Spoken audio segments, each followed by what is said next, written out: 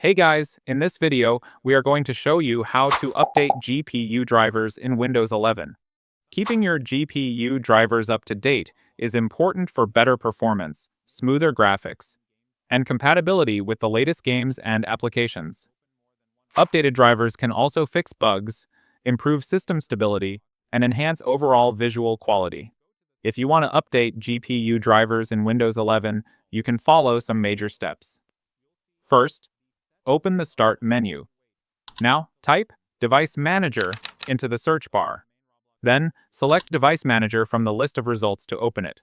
In the Device Manager window, expand the Display Adapters section. Right-click on AMD Radeon TMR7M360 and select Update Driver. Verify that the most recent driver version is already installed. Next, right-click on Intel R HD Graphics 530. Now, select Update Driver to ensure your graphics drivers are up to date.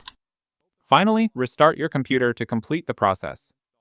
To do this, open the search bar on your taskbar, click the power button, and select Restart.